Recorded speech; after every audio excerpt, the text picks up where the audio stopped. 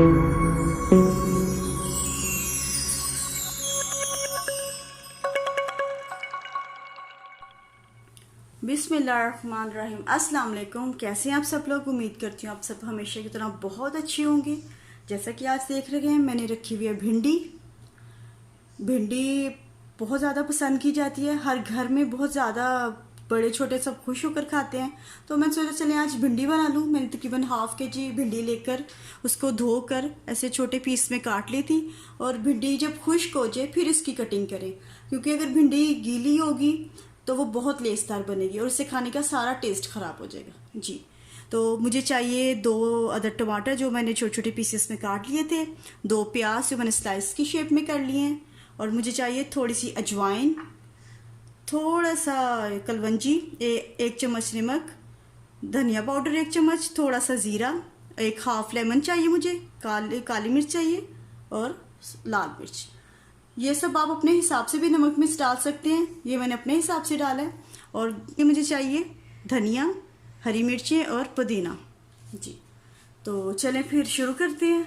तो देखते हैं आज की रेसिपी मेरी कैसी है, भिंडी मसाले की।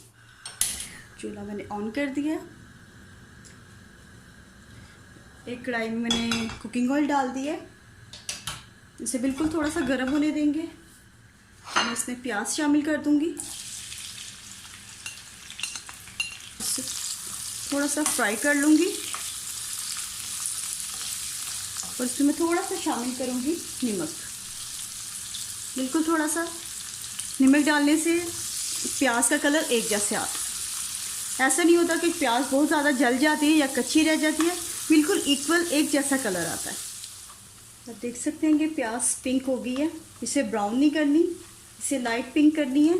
और अब इसमें मैं शामिल करूँगी टमाटर, और इसे अच्छे तरीके से फ्राई कर लेंगे। मसाला अच्छे तरीके से फ्राई हो गया है। और भिंडी मसाला में प्याज थोड़ा थोड़ा कच्चा रखते हैं, बिल्कुल फ्राई नहीं करते। और अब मैं इसमें डालूँगी कलवंजी, ज़ीरा और अजवाइन, इसे फ्राई कर लेंगे।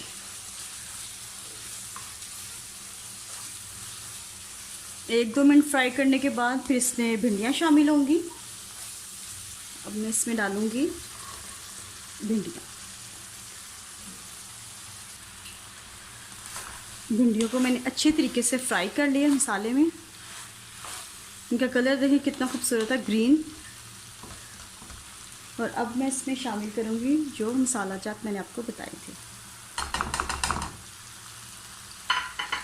और थोड़ी सी हल्दी।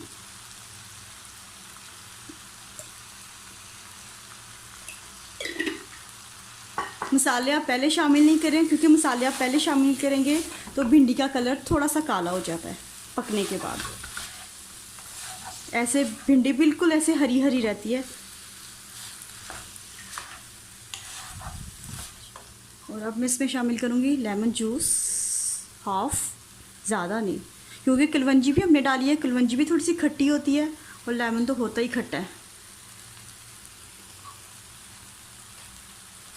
तो आप ज़्यादा डालेंगे तो फिर भिंडी थोड़ी खट्टी हो जाएगी। इसे अच्छे तरीके से मिक्स कर लें।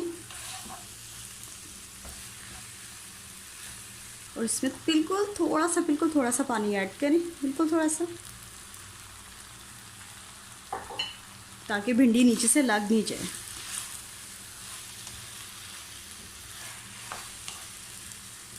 अब मैं इसका ढक्कन ढक दूंगी और ये इंशाल्लाह 10 से 15 मिनट में तैयार हो जाएगी।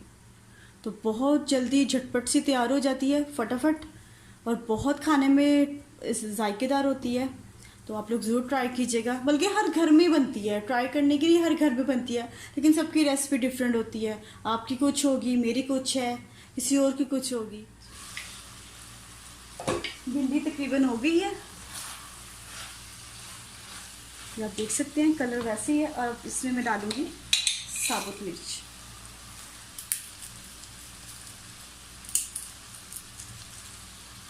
दो मैंने पीस दी, डाल के पीस दी।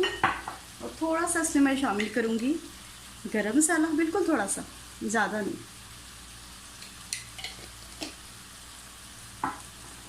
और थोड़ी सी कसूरी मेथी।